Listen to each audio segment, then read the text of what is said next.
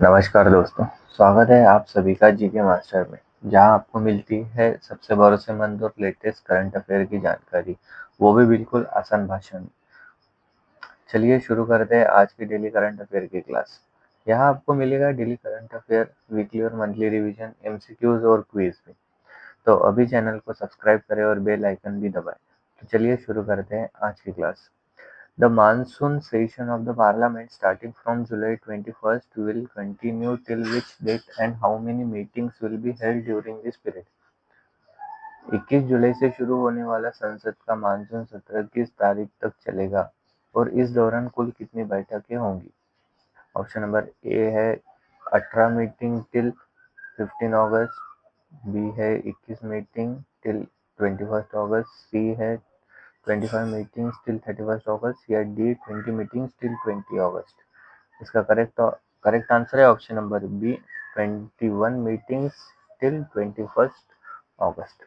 संसद का मानसून सत्र 2025 21 जुलाई से शुरू हो रहा है और यह 21 अगस्त तक चलेगा। इस दौरान कुल 21 बैठक प्रस्तावित होंगी। इस सत्र में सरकार कई महत्वपूर्ण बिल पेश कर सकती है और विभिन्न मुद्दों पर चर्चा होगी।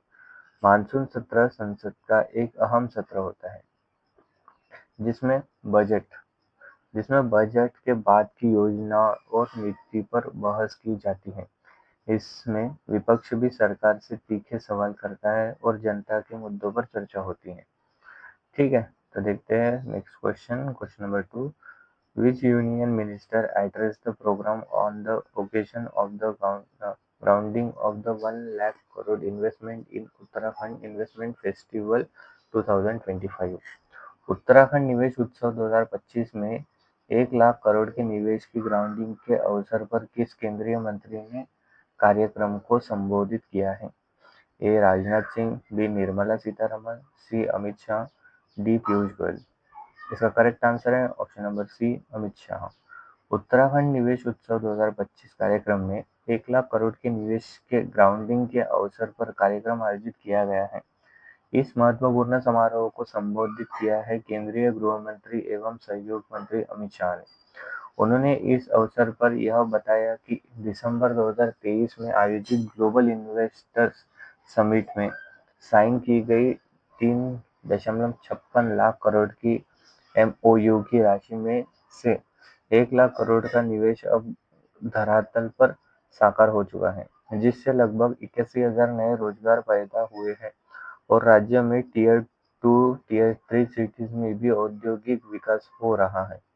अमित शाह ने कहा कि डबल इंजन सरकार की वजह से निवेश को तेजी और पारदर्शिता के साथ ग्राउंडिंग संभव हो पाई है।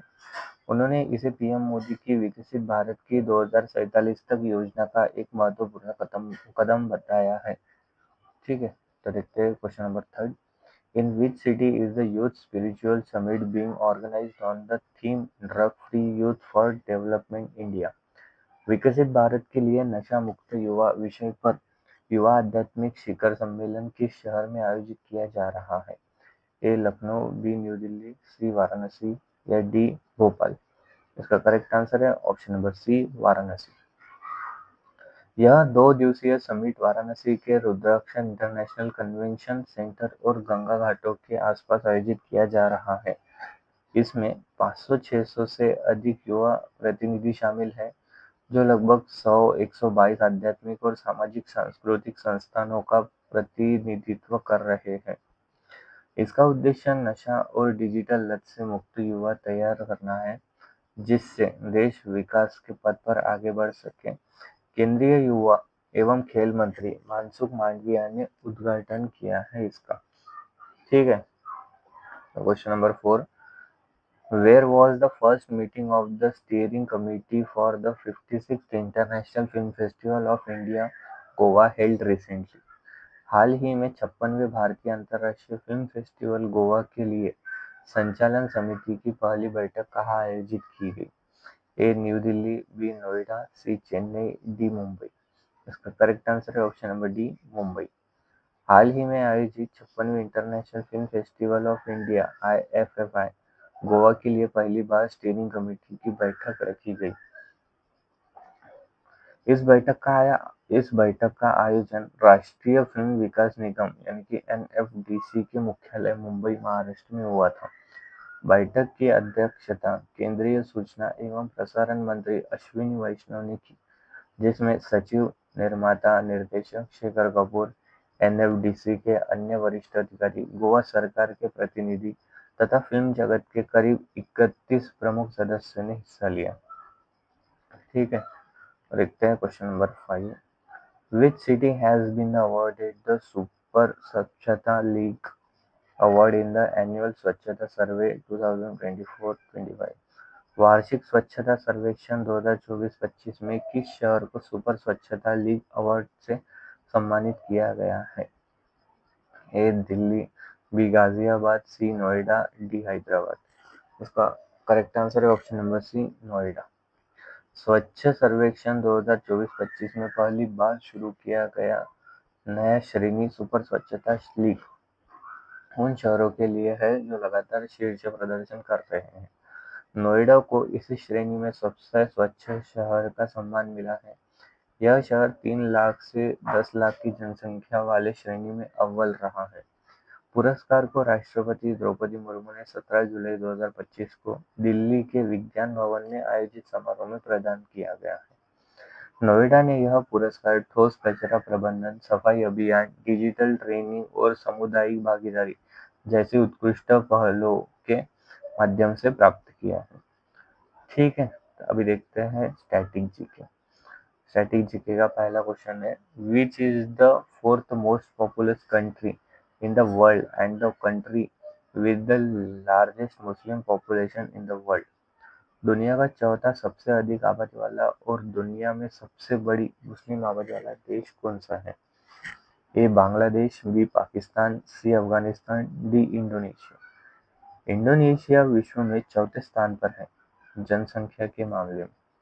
पहले 3 स्थान पर है, पहला इस पे है चीन, सेकंड पे है भारत, तीसरे पे है अमेरिका, चौथे पे है इंडोनेशिया। इंडोनेशिया में विश्व की सबसे बड़ी मुस्लिम आबादी रहती है। इंडोनेशिया की लगभग 87% जनसंख्या मुस्लिम है। वहाँ इस्लाम मुख्य धर्म है, लेकिन देश में अन्य धर्मों को भी संवैधानिक मान्यता प्राप्त है। ठीक है, तो देखते हैं next question. Padma Bhushan awardee Pandit Nikhil Jyoti Ghosh was a player. Padma Bhushan पुरस्कार सम्मानित पंडित निखिल ज्योति घोष एक वादक थे। A sarod, B tabla, C harmonium, D flute.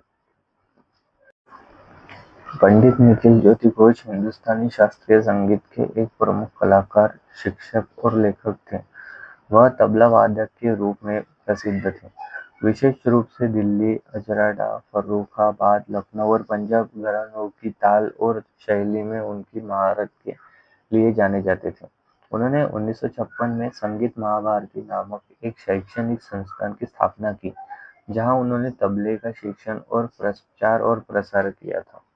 Bharat सरकार ने उन्हें 1990 में पद्म भूषण से सम्मानित किया, जो संगीत क्षेत्र में उनके योगदान का प्रतीक है। ठीक है, देखते हैं next question. Sandalwood forest are example of which type of forest? चंदन वन किस तरह के वन के उदाहरण हैं? A evergreen forest, B deltaic forest, C deciduous forest या डी थॉर्न फॉरेस्ट। चंदन के पेड़ मुख्य रूप से पर्णपाती वनों यानी कि डिसिडियस फॉरेस्ट में पाए जाते हैं। पर्णपाती वन में होते हैं जिनमें पेड़ गर्मी के मौसम में अपनी पत्तियां गिरा देते हैं और मानसून में फिर से हरे हो जाते हैं। चंदन के पेड़ सूखे और गर्म जलवायु में भी उग सकते हैं, लेकिन इन्हें मध्यम वर्षा की आवश्यकता होती है। भारत में मुख्य रूप से कर्नाटक, तमिलनाडु और आंध्र प्रदेश के कुछ हिस्सों में प्राकृतिक चंदन के वन पाए जाते हैं। चंदन के पेड़ों की कुछ विशेषताएं हैं। इसका वैज्ञानिक नाम है सैंडलम अल्बम। इसका उपयोग इत्र बनाने में होता है, दवाइयाँ, धार्मिक कार्यों में भी इसका इस्तेमाल होता है। भारत में इसे बहुत कीमती और सुरक्षित वृक्ष माना जाता है। ठीक है, तो देखते हैं question number 9। Where does the digestion of protein start in human? मनुष्य में प्रोटीन का पाचन कहाँ से प्रारंभ होता है? ए माउथ, बी स्टमक, सी दुआडेनम या डी इंटेस्टाइन। इसका करेक्ट आंसर है ऑप्शन नंबर बी स्टमक। मानव शरीर में प्रोटीन का पाचन मुंह से शुरू नहीं होता। मुंह में केवल भोजन चबाया जाता है और लार में केवल स्टार्च के पाचन के लिए इमाइलेज एंजाइम होता है। प्रोटीन का असली पाचन तब शुरू होता है जब भोजन स्टमक में पहुंचता है। आमाशय में प्रोटीन पाचन की प्रक्रिया होती है। हाइड्रोक्लोरिक एसिड आमाशय में भोजन पर अम्ल का असर पड़ता है जिससे प्रोटीन के अणु फूल जाते हैं। यह अम्ल एंजाइम को सक्रिय करने में भी मदद करता है। दूसरा है पेप्सिन। यह स्टमक का मुख्य प्रोटीन पाचक एंजाइम है। पेप्सिन प्रोटीन को छोटे छोटे टुकड़ों में तोड़कर पेप्टाइड्स बनाता है। इसके बाद क्या होता है? आंशिक रूप से बचे हुए प्रोटीन जब